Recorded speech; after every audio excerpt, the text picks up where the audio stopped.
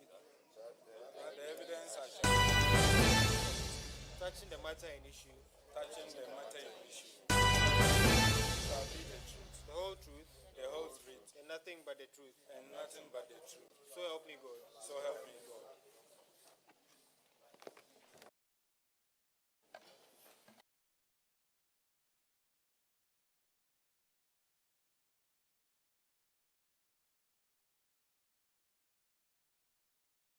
Honorable Minister, could you and your delegation introduce yourself, please?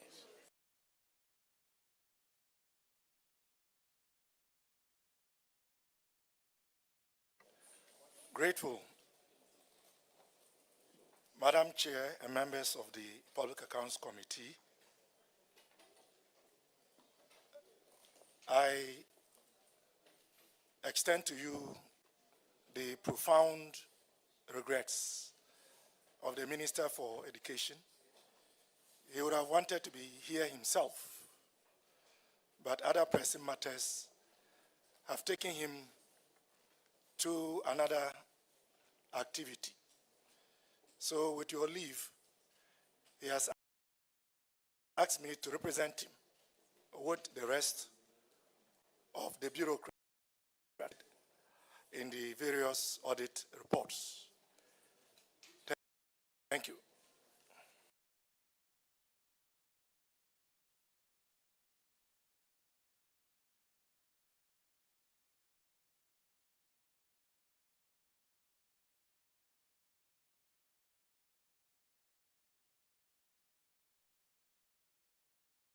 This is day one of my husband doing Tai Chi workouts. This is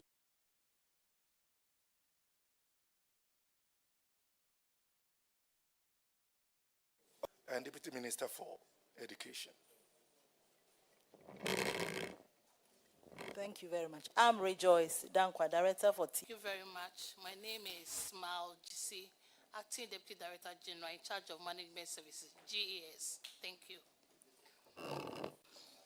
Thank you, Madam Chair.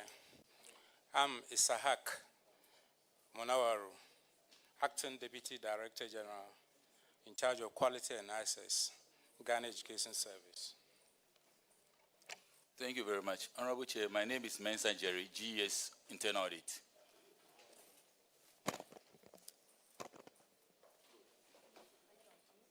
Honorable Chair, my name is Teresa Opomensa, Director in charge of School Health Education Program, GES. Madam, Director of School Health Education Program.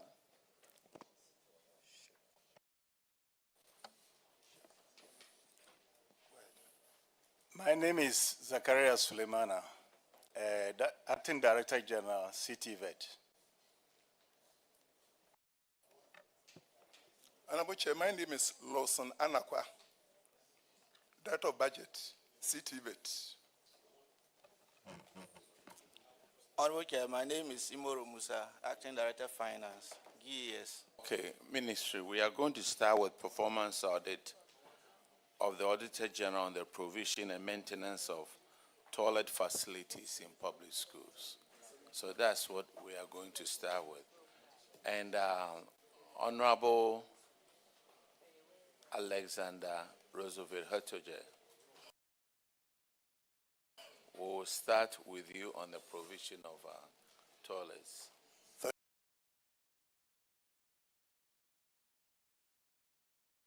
Thank you. And from paragraph has to do with section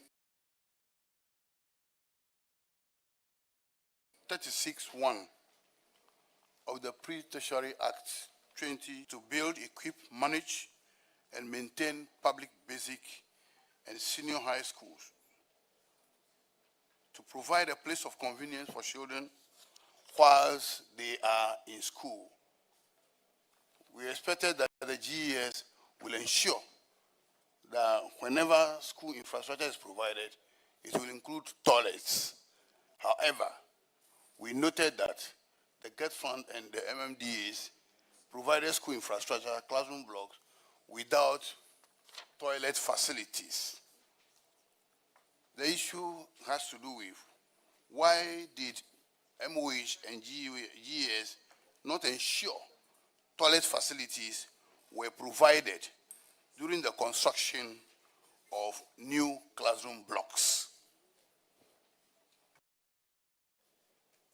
Thank you, Honorable Chair.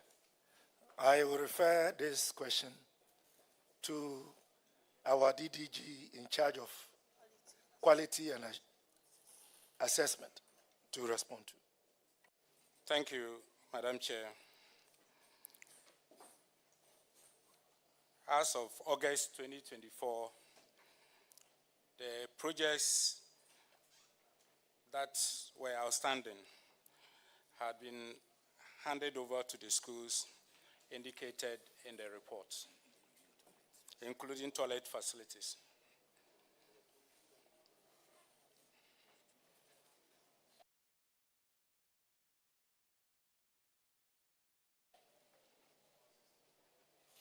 Your answer again, please.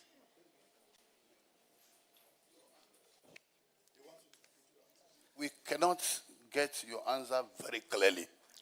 As of August 2024, these projects had been handed over to the schools indicated in the report, including toilet facilities.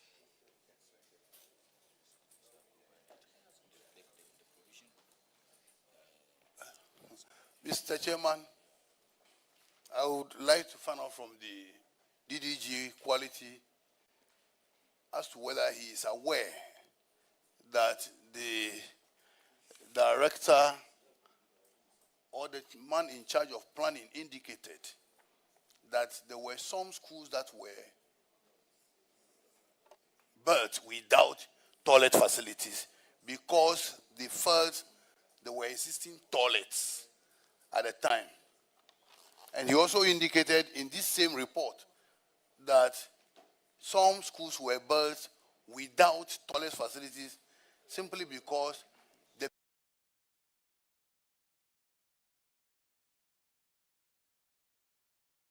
people or the of that.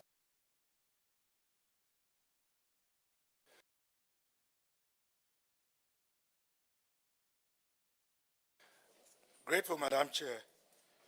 I think the issue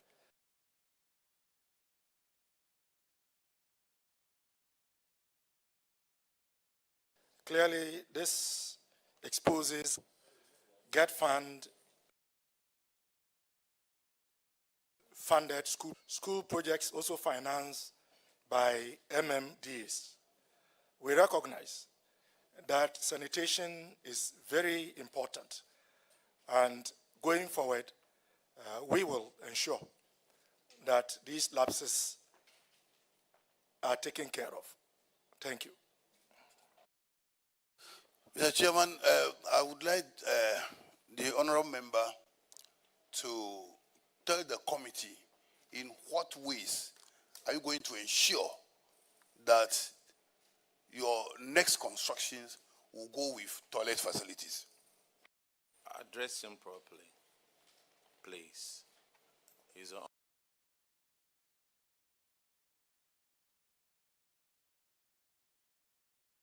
Honorable Deputy Minister. The honorable member and the Deputy Minister. So I think some level of colloquiality is allowed. Nonetheless, thanks for protecting me. Honorable Minister, before we go on, we would like to express our condolences to you and then to the family. You are a family member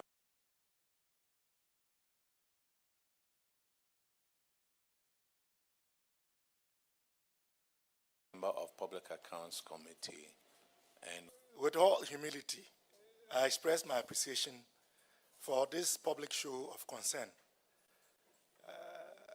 I look forward to having as many of you join us as we put Pastor John Azundem Apak to rest.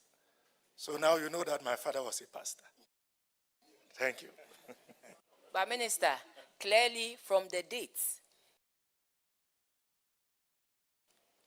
you are telling us that no member of the MPP should come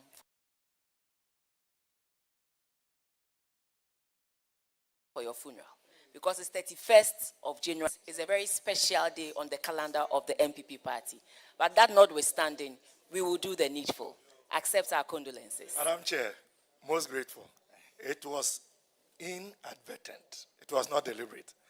But I do concede that that may not have been the best day to pick. But Madam Chair, just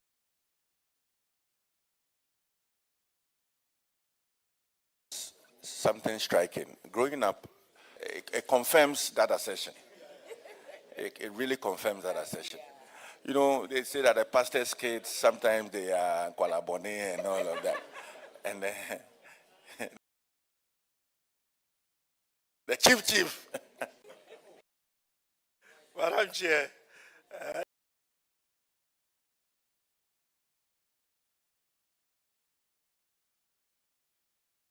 this is on a positive note. You know, the fire in my belly. But let's say the apple doesn't fall far from the tree. The old man himself, in his days at the University of Ghana, Commonwealth Hall, the effective number 7 winger, was much more active than my good self. So I believe in the womb of time, I would also transition to become a pastor. Very well. Get Fund now has a lot more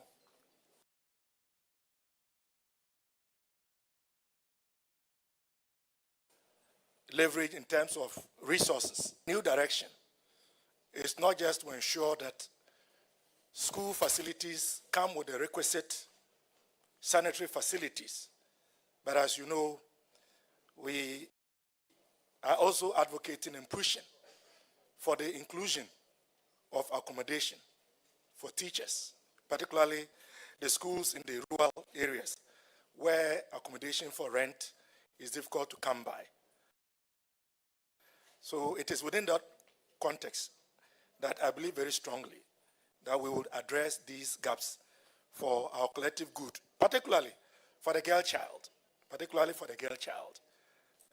Also in the wake of our free sanitary pass program, having sanitary facilities, in this case, washrooms, changing rooms, would be very useful if we are to achieve the policy objective. Thank you. Auditors, take note of that. And Mr. Chairman, with that. Dr. Giselle, please, is on paragraph 46. Thank you, Honorable Chair, for the opportunity. Minister, my line of query has to do with the inadequate sanitary facilities in public schools and public facilities. According to the Pre-Tertiary Education Act 2020, Act 1049, it requires that the Education Service constructs and equip public basic schools and senior high schools with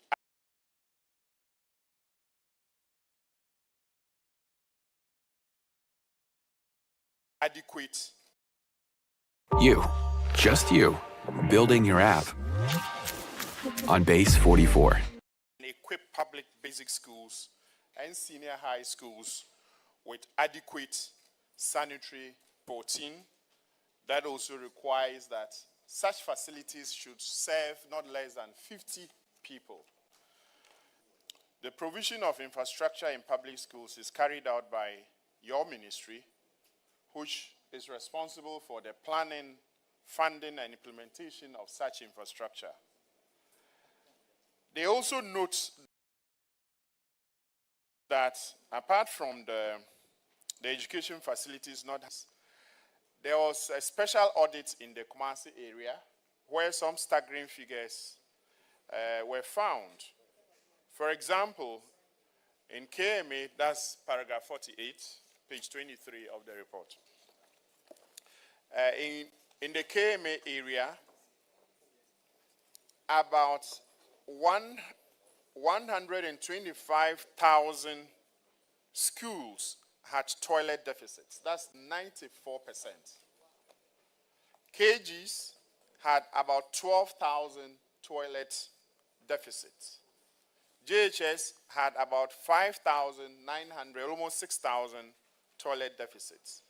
And senior high, about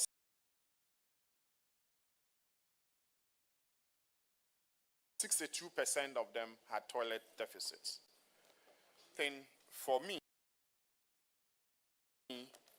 is that the auditors identified 3 broad factors that are leading to this. The first one is that your ministry, which is responsible for planning and equipping these facilities, these institutions with these facilities, appear not to make adequate planning, adequate provision for building such infrastructure with those facilities, those complementing facilities. The auditors also found a second factor, which is that there are some structures that are supposed to serve this, but they've been abandoned. Part of the reason is that there is no water supply to these facilities, and therefore they are abandoned. The final one, which is more disheartening, is that even in cases where our development partners have identified these and supported us to provide this infrastructure, we have failed to hand them over for use by these schools. Honorable Minister, what do you have to say in response to these observations? Let me respond by initially admitting that what you have just narrated is a clear example of a national failure. This ought not to be the case. And I believe that as a nation, we need to be a lot more conscious of the provision of adequate facilities. In this case, toilet and sanitary facilities in our schools. This obviously didn't happen overnight. So the lack of adequate provision for building these facilities, again, would be taken care of within the context of new projects going forward. The new thinking, as far as Get Farm projects are concerned, is that they must be holistic in terms of coming not just with the classroom blocks, but the toilets and the washrooms and the changing rooms, and even accommodation for teachers. That will respond to the first factor identified. Now, you also mentioned the second one, which is abandoned structures, which should be in use as sanitary facilities. Clearly, that is one that we can look at as a ministry and to see how we can put them to use. It will come at a cost, but we can look at it, conduct an audit, and do an appraisal about how much it will cost. And if we can make a good case, I believe we should be able to address some of the abandoned structures. The third factor identified by the auditors has to do with those facilities funded by donor partners, which for one reason or the other, the auditors have queried of not being put to use. We will put to use, because if the facilities have been constructed and are available, why would they not be put to use? Except, of course, they could be matters of payment to the contractors, which may then prevent the handing over of those facilities to GES for onward use by the students. So we welcome these queries. We would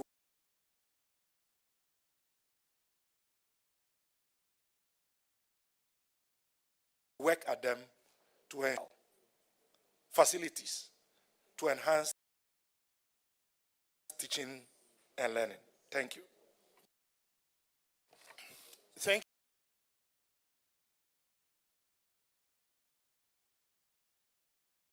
you, Honorable Chair, that I know. I'm confident that you will walk this talk, except that I have a further clarification to seek.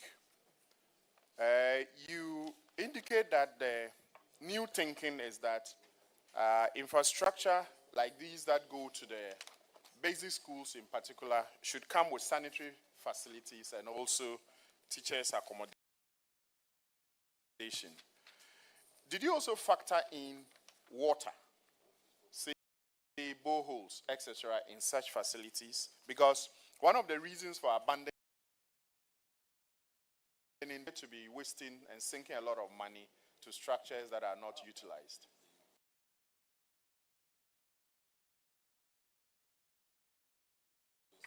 Madam Chair, the honorable member is right. It was an oversight. I know that it is part of the arrangement that when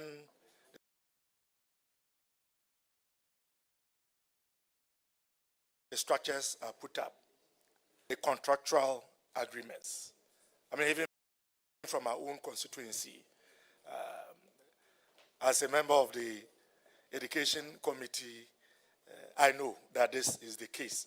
So I took it as a given, but your question has caused me to clarify that they would go with a mechanized borehole to ensure that water is available for the WCs, which is what we are doing these days. Thank you. The numbers that have been abandoned are quite huge. Is there any action that you are planning to take this year to ensure that at least some of them are put back to use? And this is particularly important because of our recent experience with COVID. And what exactly will you be doing to plow back the use of these facilities? Honorable Member, as I indicated earlier, we would drill down the information in the report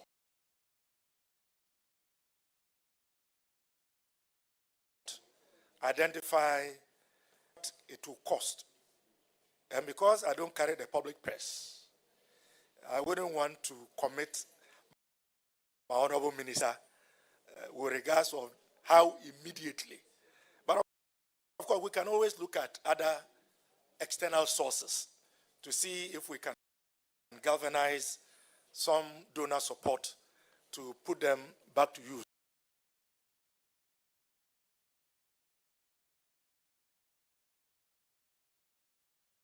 Even as we are constrained, I believe the honorable minister,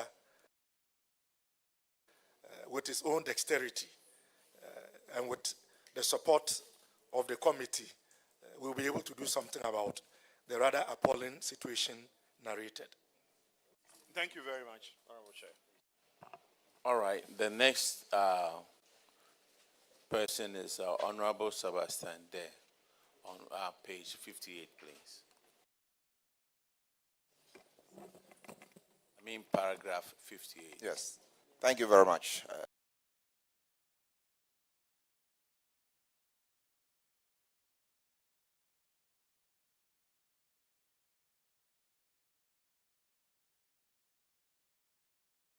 Honorable Chair, I think established by my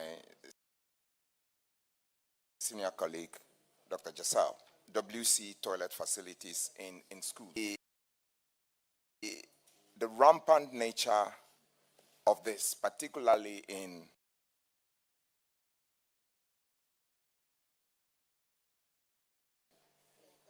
our schools, and I was stunned when there isn't toilet facility in a girls' school. But the problem I have is these toilets have been built, and per the auditor's report, were built but locked up and not being in use. And the beneficiaries cited lack of water as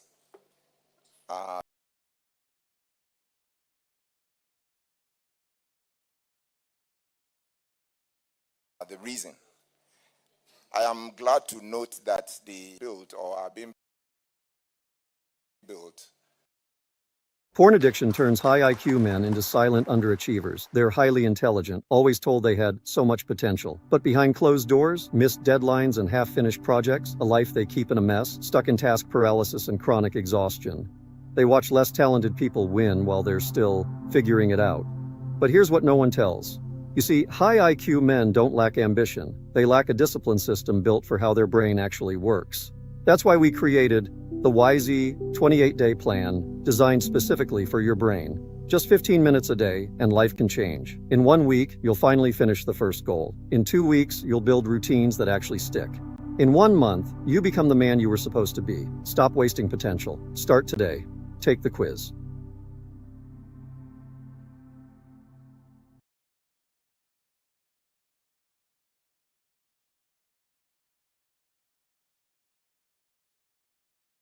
Sărbătorile s-au dus.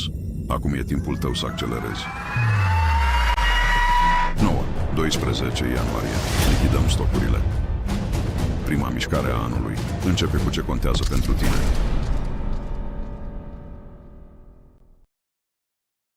Sustainably. And when it comes to the girls' school you mentioned, they have received a 20-seater toilet facility at least to stand in, while some other additional facilities will be added. Madam Chair, the additional information I wish to provide pertains to the existing structures that cannot be used due to the unavailability of water. I would be conveying this to the Honorable Minister. I know that it should be possible. It should be possible. And connect so that these facilities can be in use. The truth is that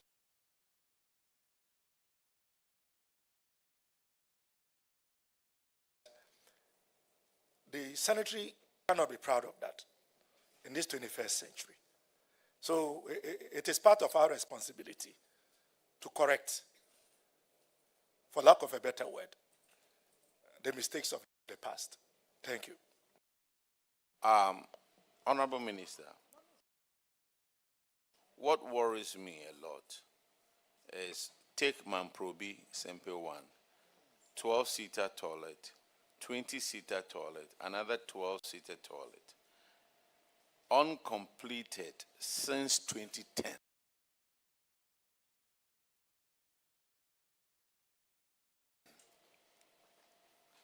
Awaiting Ghana water connection. And then the alternative is use of public toilets, including, and looking at Ghana water. Why can't we drill boreholes? The water that you use in flushing the toilet doesn't have to, if it's salty, you can use it. Whatever, but is it because our children don't attend these schools? Madam Chair, this is a very profound question. And I think it's a challenge to all of us as members of parliament and representatives of the people to insist and advocate that sanitary conditions are adequately provided and that agencies as well as public companies which have the responsibility of ensuring that this happens also play their role. Because truly, as the honorable member said, it is water to flush a WC. It doesn't have to be cured, purified water. How can that take 2010 to 2026, 16 years? I was still in Vancouver, Canada. I had not even come to Ghana yet. Clearly, so this cannot be acceptable. I agree with the sentiment of the committee. My other one is Kumasi Girls Senior High School, a 28-seater WC. The reason for lockup is in good state, but locked due to unavailable water. The alternative they are using is a caved-in KVIP or other KVIP structures.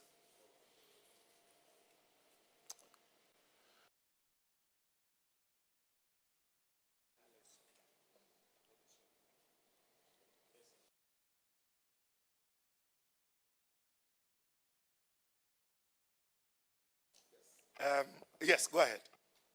The witness, I didn't get your name. In your response, you did indicate that as a stopgap measure for some of these things, you are providing KVIP. But we need to point out the fact that where we have reached in our development, KVIP is as a replacement for a 28-seater toilet that has been built and locked. It's just an unacceptable solution, regardless of whatever stopgap measure is supposed to solve. So let us rather look at what is being discussed around the table, KVIP, boreholes, as a means of getting water to flush these toilets and therefore put them to good use. Honorable Chair, I think that's the intervention I wanted to make here. Honorable Chair, I think that is in the right direction, because we cannot still be talking about KVIPs, especially at a time when we are providing free sanitary pads for our girl children. That cannot be the way to go. But let me invite our director in charge of WASH to share a few thoughts with the committee. Thank you. The school now has a 20-seater facility that is augmenting the one they are using.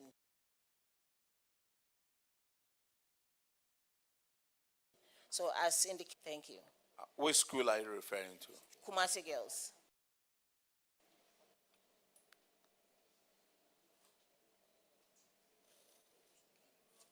Madam Chair, Kumasi Girls, for clarification.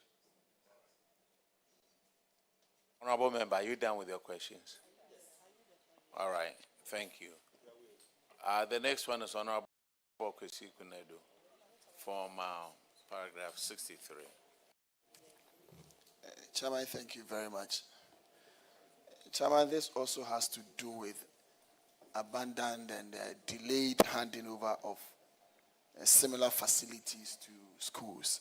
And I believe the discussion that we are having, the reasons are almost the same. So I believe that we probably would have to quicken our steps in providing some of these water for some of these toilet facilities that we are doing for the schools, as has been discussed, such that some of these projects will not be abandoned. But however, in any case, what we have at the moment, have we been able to finish up some of these for them? Especially we are looking at PRESEC, we are looking at Sempe cluster of schools and the rest. Have we been able to finish some of these for them such that they will be able to use them?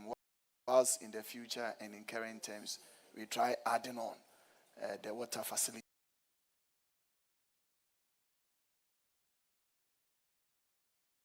to some of these projects. Those that were identified, including PRESEC, that have been completed and handed over to the school. Thank you very much.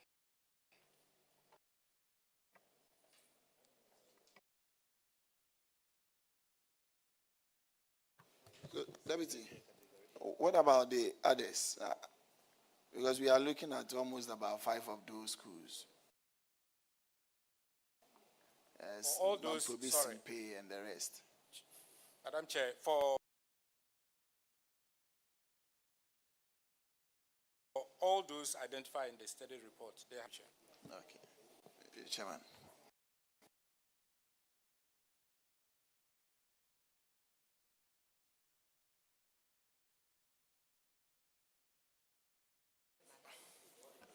All right, let me read you paragraph 67 of this report.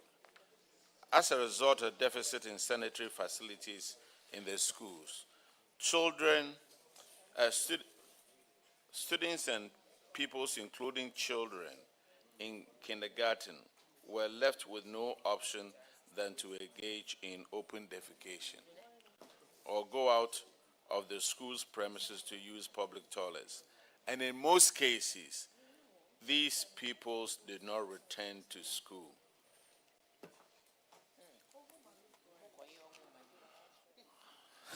Madam Chair, am I to respond? No, sir. It's just for the public to know. Well, some of the students, when they go and use the washroom, they never return. Madam Chair, but this is why these facilities are important. Very. Invariably, this affects teaching and learning. Yes. Because to use the washroom, you have to go off the premises. Yes. And then they don't come back. We are not doing ourselves any good. This is the future of our nation. So we owe it to them and to ourselves to ensure that these challenges are resolved. Let me appeal to the committee. The GET Fund formula is yet to come to Parliament. So most of these issues that are coming up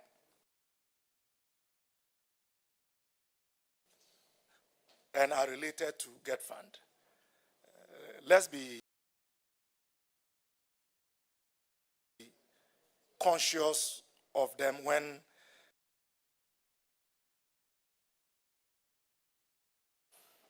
Okay, the next question is for Honorable Frederick Yao Ahinkwa. It's paragraph 74. Thank you, Chairman.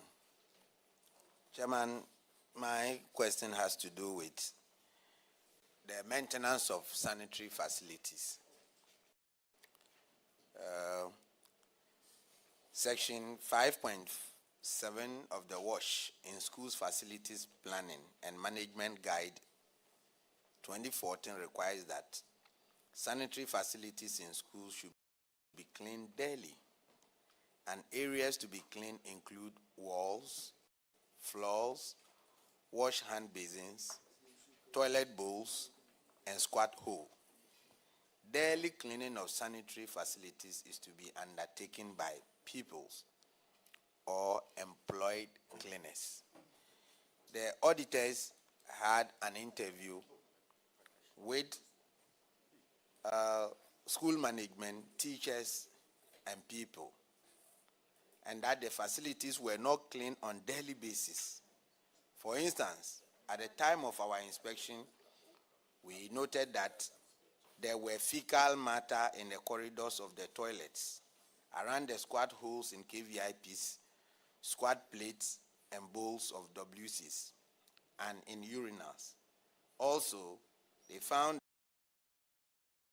that used tissues, papers, and sanitary pads on the floor of toilet and then urinals. Example of these conditions of toilet facilities in school visited is shown in figure 5. So the pictures are there. You can see for yourself. But this situation, according to the auditors, led to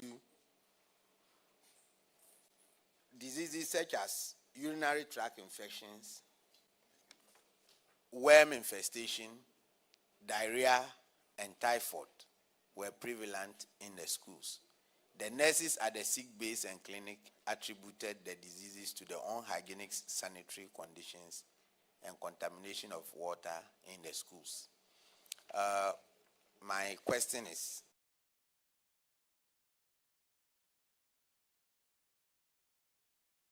I have 3 questions on this. 1, is it prudent to use students to clean these facilities? Is it not affecting contact hours? And Well, if so, if you what want my is the honest remedy? opinion, students should not be used to clean these facilities. The state should be able to employ and deploy people to handle this specific issue. I mean, if you take a KG, for example, how do you expect somebody who is below the age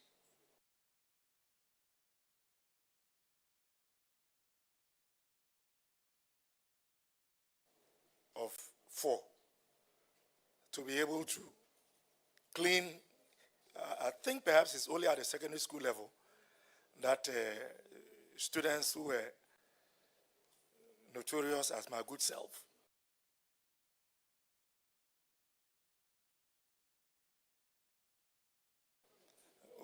would usually be punished to clean toilet facilities, which I have done some as part of correctional measures. So I believe to do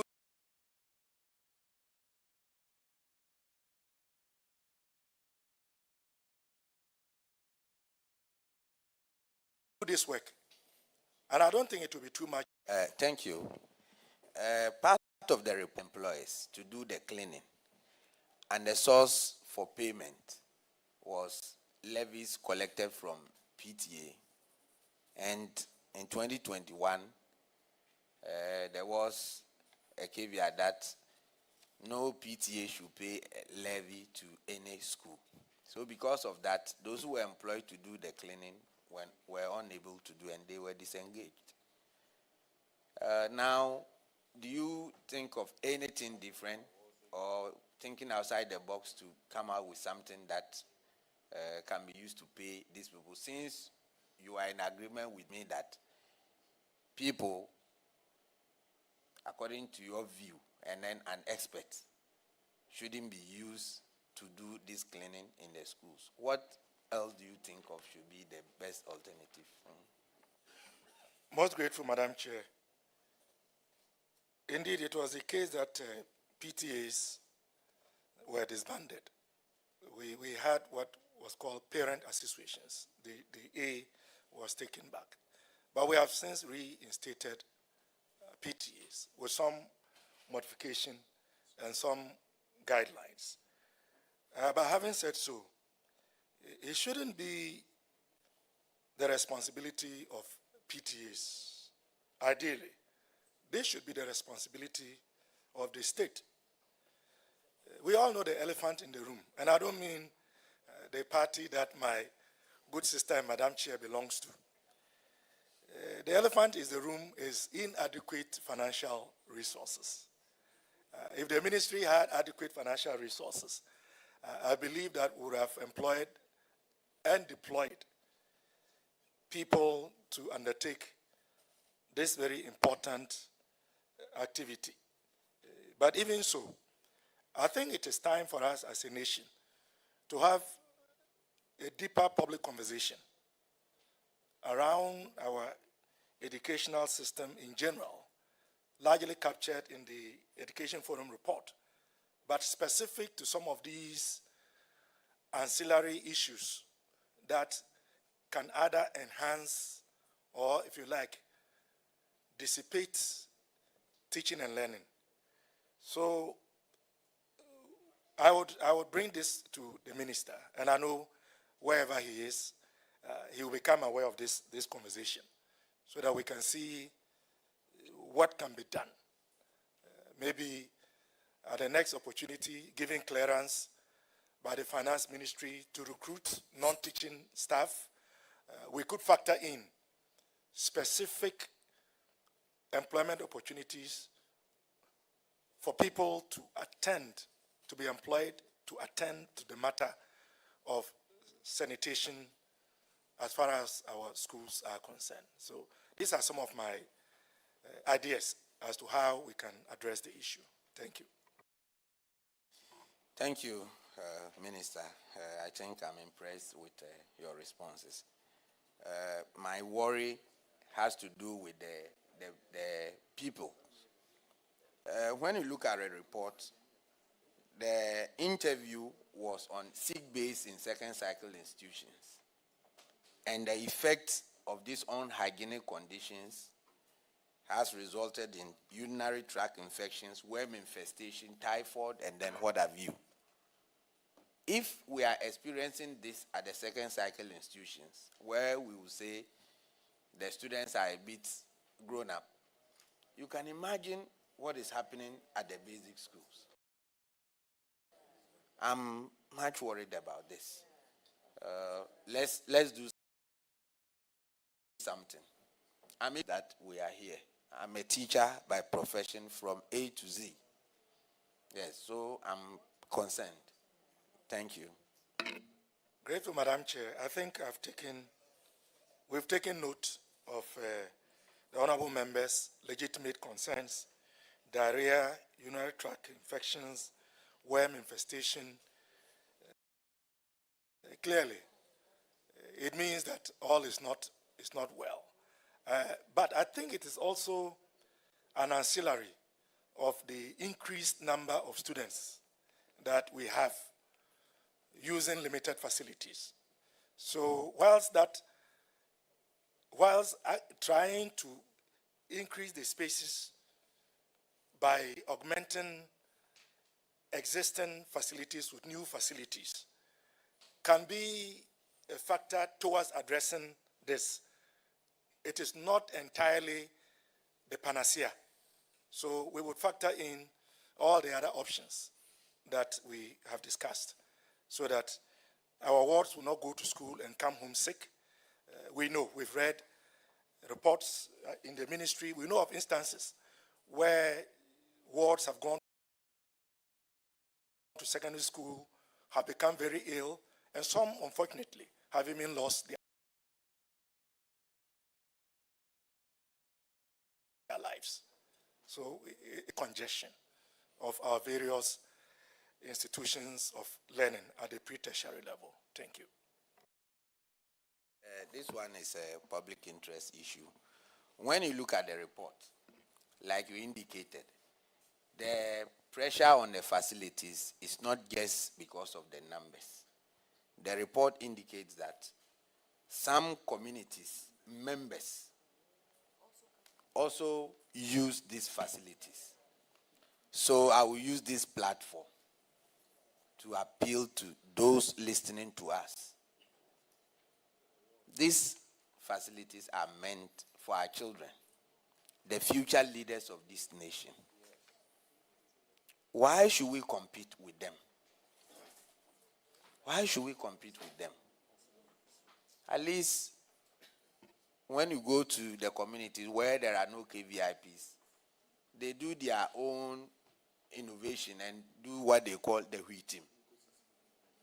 Why can't we do the WHEAT team and then leave these ones for the students to use? We are appealing to those watching us to desist from that, so that at least our future leaders will have a clean environment, hygienic conditions, grow up, and tomorrow become Dr. Park, a deputy minister.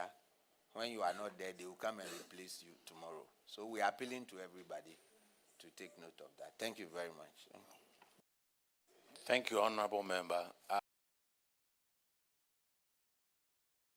The next person to ask questions is Honorable Desmond de Graaf Paytu, and it's on failed GES and MMDA's failed to repair broken down facilities. Paragraph 81. Minister, thank you. These reports before me as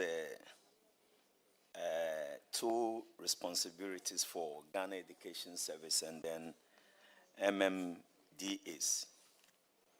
It's all about a broken down and then fail to maintain the necessary, facilities in our basic school and then the SHS. If you look at it, a lot of schools has been cited over here. In fact, the table here shown about 17 schools. Greater Accra and then the Greater Kumasi, where we have those. We have such facilities in our schools, and all of them has been broken down. So when it comes into use, and if all these facilities has been broken down, our children, how do they use? What actually at all happen in the schools? If they go there to use and these facilities has been broken down and it has not been maintained. Minister, I would like to know from you, Ghana Education Service, MMDAs, in terms of responsibilities of maintaining these facilities, can you throw a little light about it? Whose responsibility to carry this mandate for us to know? I'll let my DDG take a bite, and then if necessary, I'll chip in. Thank you very much, Madam Chair. They have asked, they've looked into it, and then they mentioned GES, Ministry of Education, and then MMDAs, and that's rightly so. Just not the Constitution, but Act 1049. It says that public basic education shall be run by the Education Directorate and the district, municipal, and metropolitan assemblies. Public senior high schools should be run by the regional education directorates and then the regional coordinating councils. So that's how they looked at it, and that explains itself about what they should do. Assemblies are supposed to also build, rehabilitate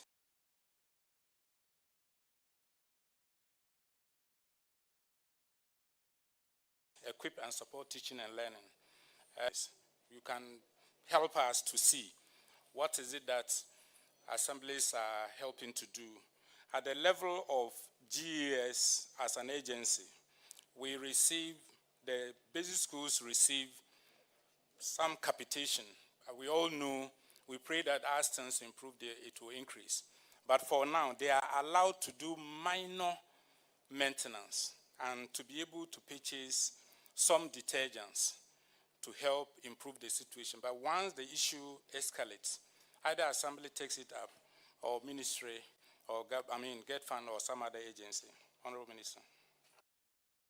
Honorable Member, you know full well that most of us around this table, eventually, we are the people called upon to fix these situations.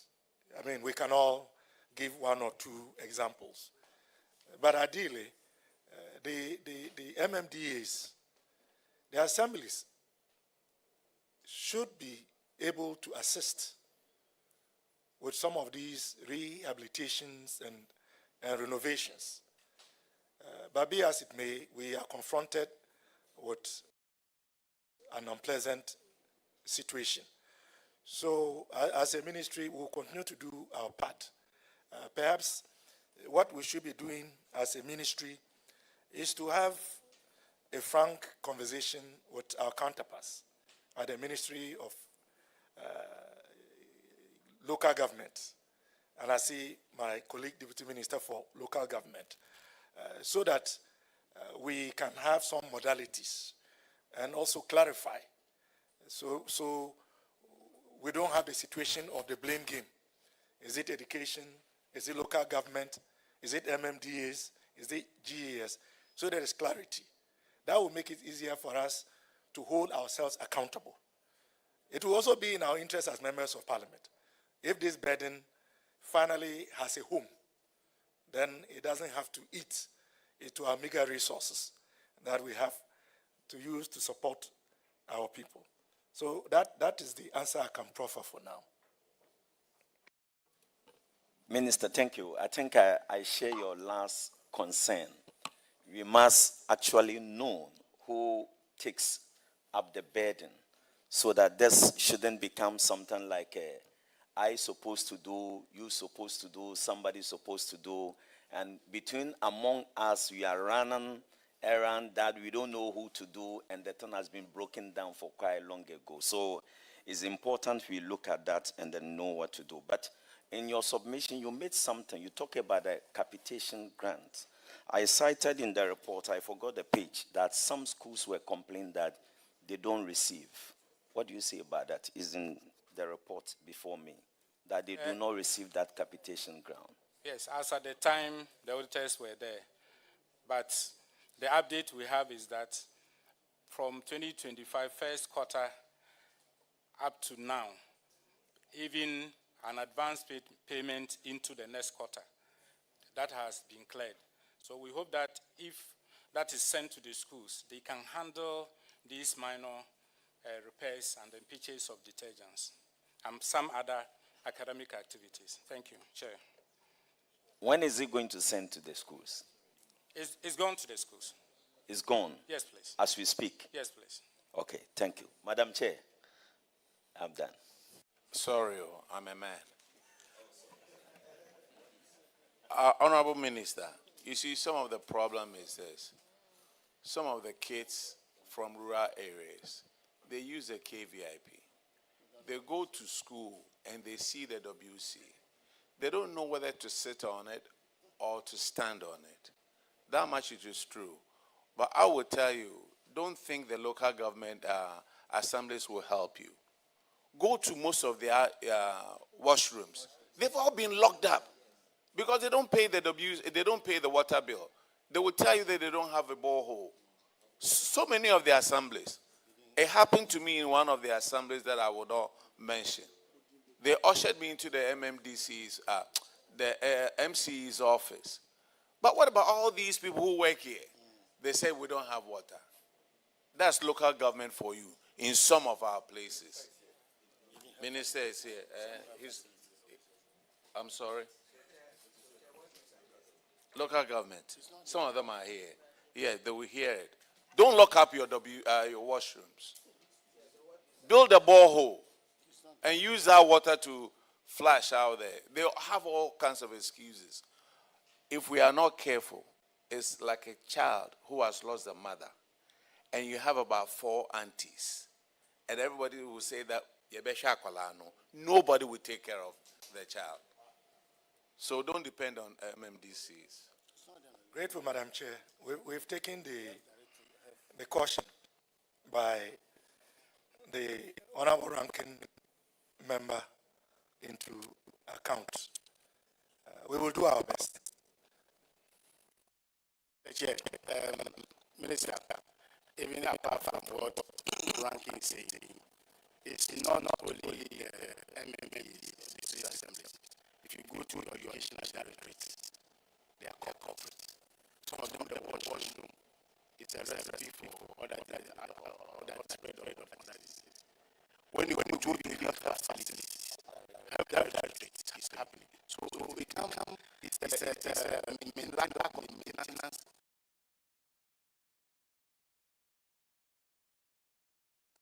Culture, that is, it's cut across all ministries. It's not limited to only local government. When you go to offices, you want to use washroom, you can't. Even some of the WC, you see the top is not there, what they sit on it is not there. Even how to flush, some holes are there. And then how much does it take to buy WC? And people are sitting down. And they look at what we are seeing in terms of monies that are spent on other frivolous activities where they can't actually do maintenance. And these things need to be rectified. Honorable Chair, I think we are now discussing a national challenge because education has been indicted, local government has been indicted, and perhaps even Parliament could be indicted. Those of us who have been here for quite some time, you recognize that I've had cause to complain, sometimes on the floor, about insanitary conditions in some of our own washrooms. So maybe we have the need for a national reorientation with regards to sanitary facilities, their maintenance. Because I think we can cite countless examples. So as members of parliament, I will urge all of us to take it up. Minister for Local Government would like to say something. Thank you, Honorable Chair. And I want to assure my colleague Deputy Minister for Education that the Ministry of Local Government will liaise with you so that the education directorates at the assembly levels and the MMCs will work together to ensure that we keep our we keep our sanitation issues, that is especially with the washrooms and all that, we keep it very well.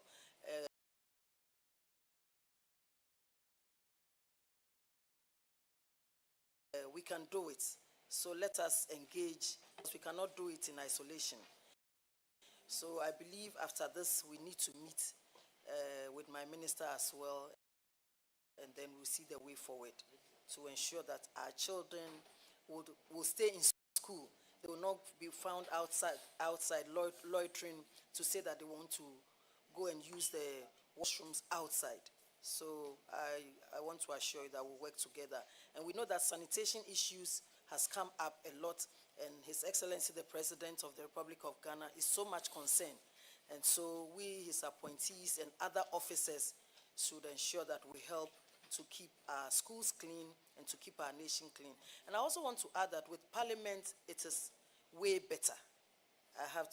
Most of the washrooms I visit in Parliament are clean.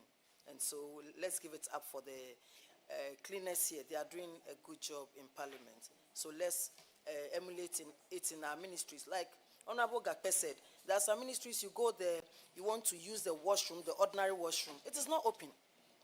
And they'll tell you that they have a place that is locked. Why do we keep our homes clean and then the public places, we do not keep them clean? Let's work together on this. Thank you very much. I'm grateful, Honorable Chair. The next one is poor supervision of school health by SHEP coordinators. Honorable Shirley Che, paragraph 92. Thank you, Mr. Chair, Honorable Chair. The section 11.3 of the WASH in Schools and Technical Guide requires that SHEP coordinators visit schools twice each term. The auditors noticed that SHEP coordinators did not effectively monitor schools to identify and report on the poor conditions of toilet facilities for GES to take action to address them. They, however, recommended that GES should ensure that funds are made available for SHEP coordinators to carry out effective monitoring of health-related issues and sanitation in schools and reports on them to GES. I would like to know if GES have been making funds available to these SHEP coordinators to carry out their responsibilities. Grateful, Honorable Chair. I will invite our National Director of SHEP to speak in response to the question. Thank you, Honorable. Please, the goods and services allocations have been made available to the schools, and directors have been directed to release resources for the SHEP coordinators to monitor the sanitation conditions in the schools. Thank you. Were made available when? Could you give us specifics? How much has been released and for what duration?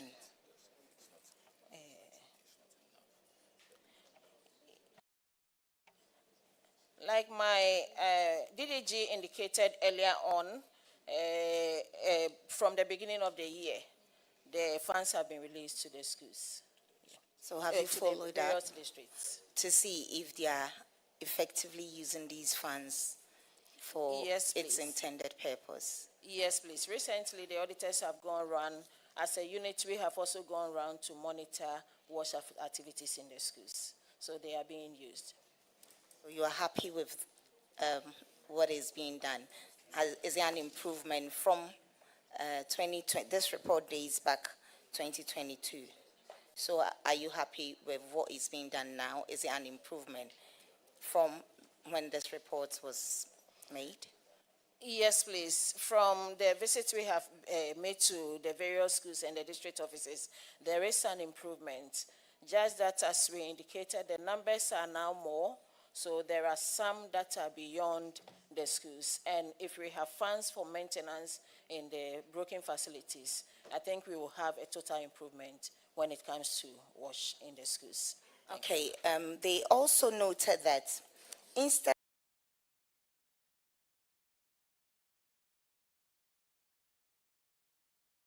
of them reporting on health-related issues, nets and deworming students and all the others, which were not really what they are mandated to do. What measures have you taken to ensure that they are really reporting on what they are mandated to report on? The disease prevention and control activities are part of the mandate of SHEP. We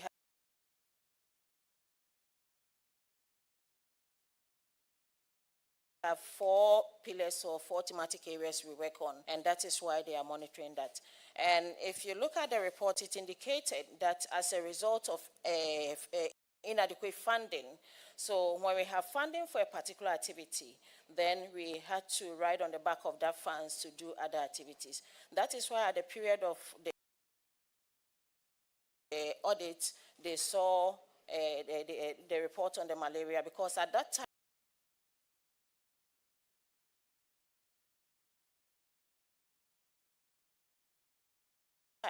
it was malaria monitoring. Thank you. Thank you very much. We'll just pray that GES continues to release the available funds, or the funds that they need to carry out the activities, as this is very important for our students and their health. Thank you. Honorable Chair, I would plead with the honorable member to make the same appeal to the finance minister when the ministry appears before the committee. I mean, we can only survive as much as what we get from the finance minister. So we agree, but also put in a word on our behalf that he should increase the size of our pie. Yeah, thank you, Honorable Minister. This goes to issue of inadequate financing, everyday inadequate financing. But the little that we give, how are they utilizing it? Look at the report that comes here. I mean, especially the educational sector. And the SHEP coordinator, National SHEP coordinator, first of all, I want to remind you that you are under oath. That is the first, you are under oath. What we are telling is that you monitor the release of funds and is geared towards what they're supposed to do. Are you telling this committee the truth? Thank you, Honorable. I'm here with my auditor. That is the mandate of the audit, and we also do the monitoring of the WASH aspect. So with the finance is the audit session of the GES that does the monitoring of the use of the funds. Thank you. Can confirm that the funds have been released. Auditor, speak to the mic. Thank you, Honorable Chair. So far as we know, in terms of our GOG releases to our schools, that has been done as far as we are concerned. Thank you. So this committee, one of these days, will join you to go and actually visit the places and see, ascertain the truth that whether the money have been released and being utilized. Because the issue is that we want you to tell us the problem and then we find solution to you. So if your mother is dead and you say he's sleeping, the corpse will be smelling at you. So it's the ball is in your court.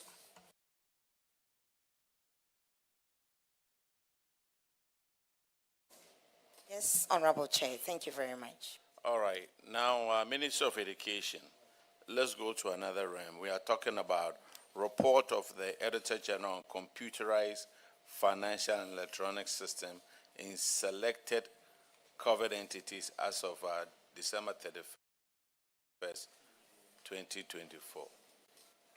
Honorable Chair,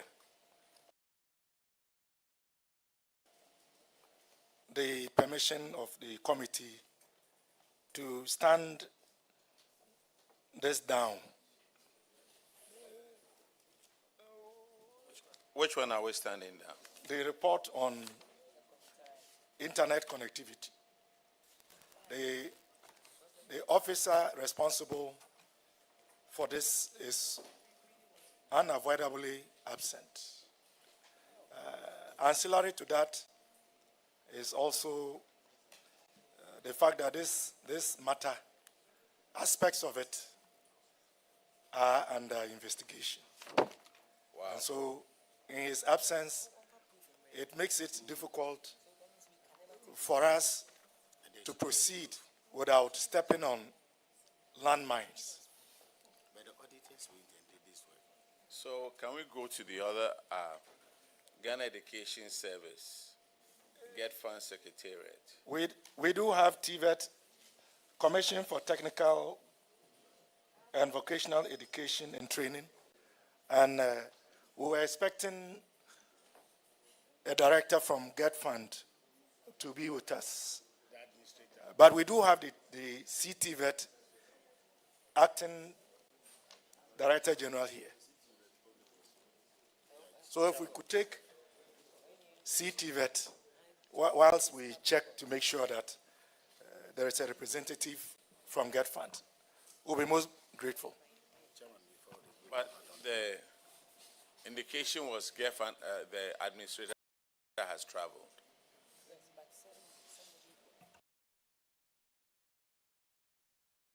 Yes, we have been told so.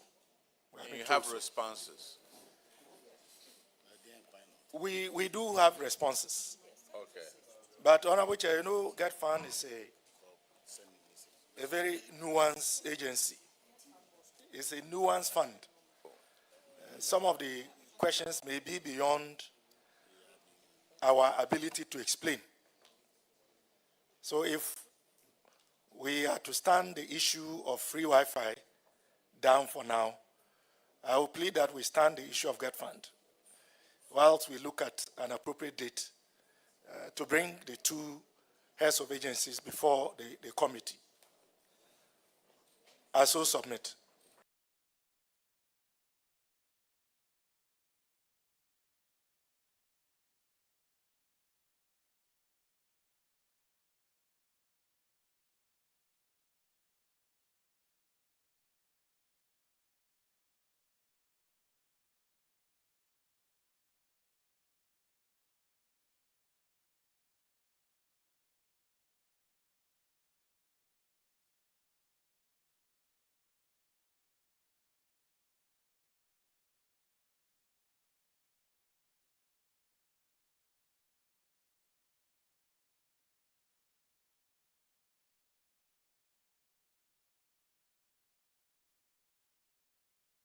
Honorable Minister, the one that you said on the performance of the audit report of the Auditor General on the computerized and financial and electronic systems, you said parts of it is under investigation, right? Yeah, the issue of the provision of free Wi-Fi, particularly to secondary schools, is a subject of investigation. Știi cum e când vrei doar un act și te trezești într-o coadă care are cod poștal? Okay, so when do we expect for this thing to be completed so that we question them? Honorable Chair, I would confer with the Honorable Minister and communicate to the committee appropriately.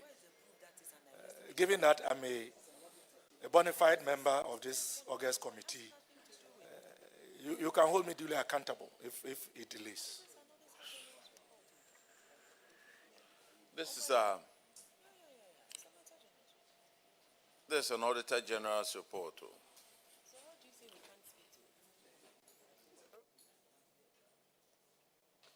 Well, I'll be at the pleasure of the committee.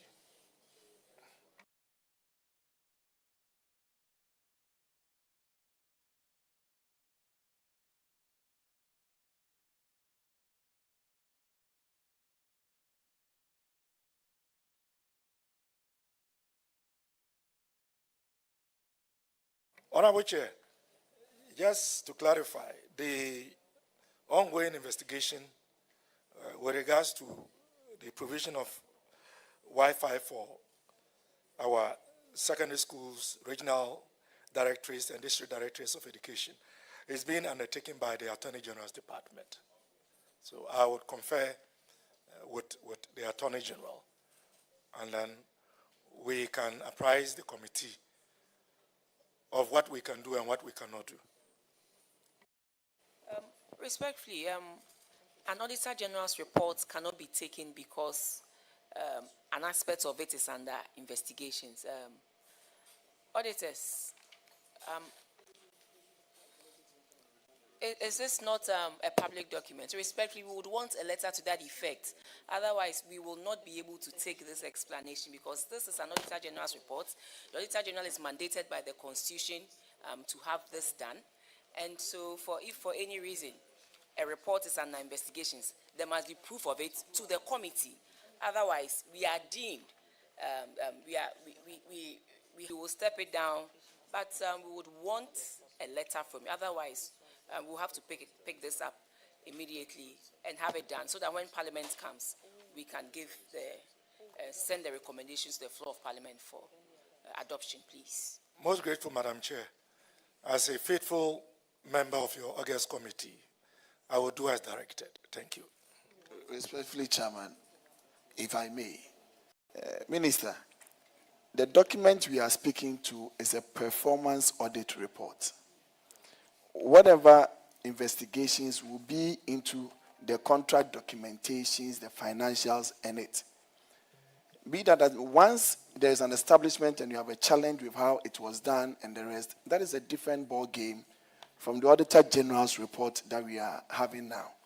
So if on the basis of an investigation, we cannot go ahead with that, I believe, therefore, that the minister ought to write to the Auditor General for a withdrawal of this report.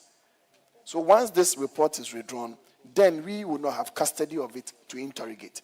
But once it's still with Parliament and not withdrawn, I probably don't think that an investigation as to some aspect of it will bar us from having an overview as to the performance of what has been done on the ground. Respectfully. Grateful, Madam Chair. Madam Chair, I made a plea and I gave portfolio is unavoidably absent. And the second one is what you just indicated.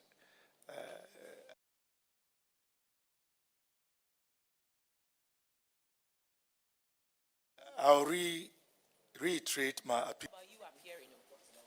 Respectfully, it's not about you appearing. It's about you giving us a letter to indicate that, respectfully, this report is under investigations, and so maybe the AG is asking the committee, because the Auditor General derives its mandate from the Constitution, and they have gone ahead to prepare a report, and we are being told that the matter pertaining to this audit performance is under investigation, so we cannot take it. But respectfully, we would want a legal authority backing this. Otherwise, it will seem as if we, the members of the committee, are failing to do what is expected of us, please. Most grateful. I will do as directed. I'm grateful.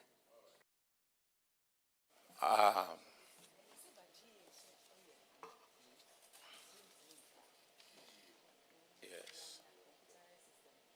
Okay, in that case, we'll call GIMPA, please. Hey, is TVET here? Yes. I see TVET is here, right? Let's take CTVET since you guys are seated. And after that, we'll call GIMPA, please. Huh?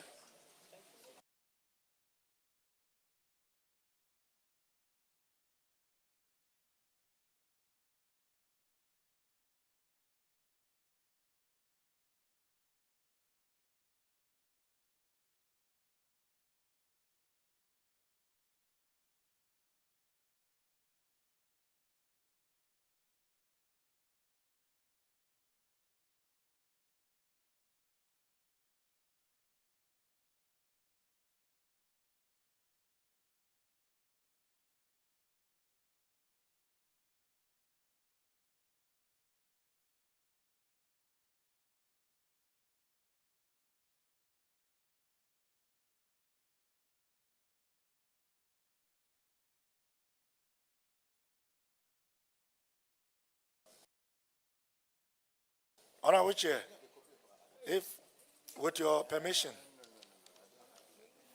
could GES be discharged? You are certainly discharged. Thank you.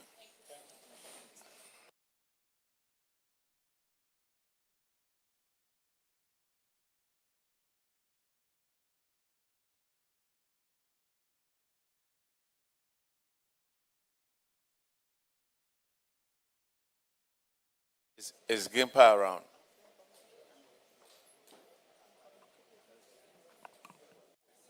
Honorable Chair, I thought you were going to take CTVET. Yes, CTVET, I'm sorry. Then Gimpa. Could they, clerk, administer the oath, please? To No, CTVET was here. Did you take the oath? Yes, we did. Oh, you already did? Oh, okay. The Honorable Day, then go ahead and ask them the question. CTVET.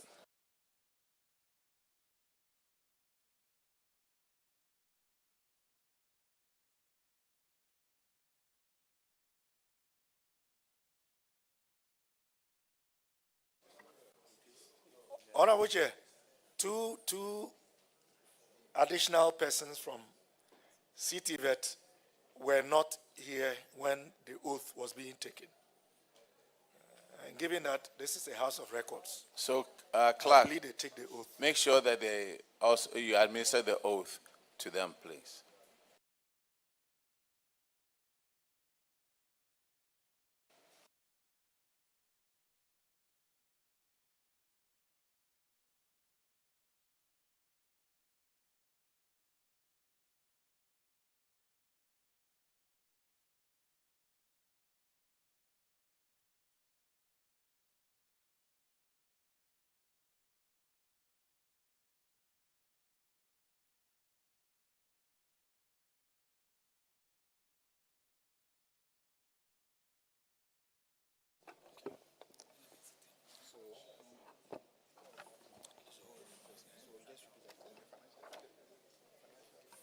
I, Abdulmumin Siddiq, swear by the Almighty God swear by the Almighty God that the evidence I shall give before this committee that the evidence I shall give before this committee touching the matter in issue shall be the truth, the whole truth, and nothing but the truth. So help me God. So help me God.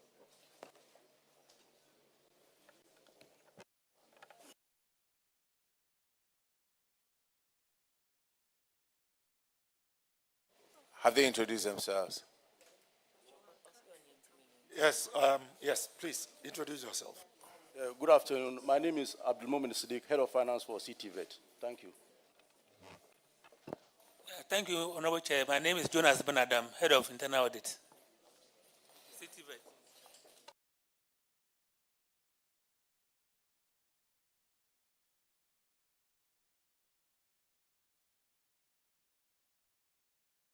Okay, Honorable Abuna Osiasari will take you through your accounts.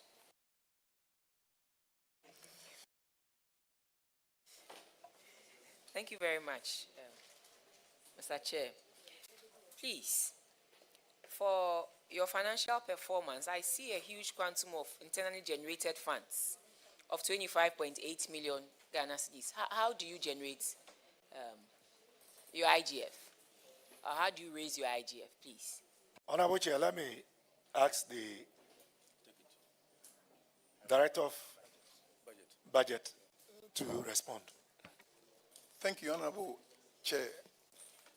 CTVET is mandated to conduct examinations, Certificate 2 examinations, as well as the HND examinations in Ghana. And so the huge IGF you see there is the free SHS, free TVET examination fees that the government pays to CTVET for the conduct of those examinations. Thank you. Then, well, government pays that. So then if you put it there as internally generated funds, I know, but because in the books of government will not put their IGF. Government will put their transfers to CTVET, so that if in your account you describe it as internally generated funds, when we want to see the debit and the credit, how do you then identify it? Because this cannot be internally generated funds from your own coffers. Because I see you putting the funding from donors. And so if it's money coming from government, why don't you make the description funding from government to pay for this, but rather you put it as internally generated funds when it is not you generating, you on your own generating those monies?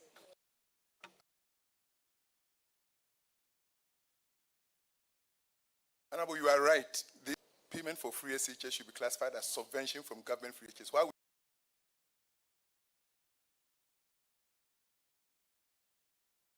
we separate the little that we are also able to generate? Going forward, we'll see that distinction. Mr. Chairman, yes. Okay. And the whole of 2023, GET Fund did not give you any allocation. Anoche, you are right. Why? We did not receive. We did our best to receive, but we did not receive. Okay, and then I also see allocation from funding from donors of about 2 million Ghana cedis. Which donors gave you this huge sum of money? Because I'm looking at 97,000 Ghana cedis for 2022 and a huge amount of 2 million for 2023. I just want to find out who did that for you in 2020. Honorable Chair, we ran two programs, Ghana Jobs and Skills and then the Ghana TVET voucher project. And so the 2 million you see there is from the Ghana TVET voucher project for the activities of the Commission in implementing the TVET voucher project. Thank you. What is the TVET voucher project?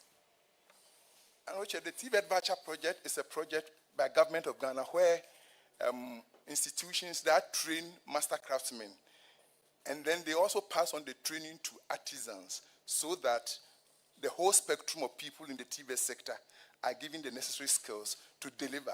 And so we give them vouchers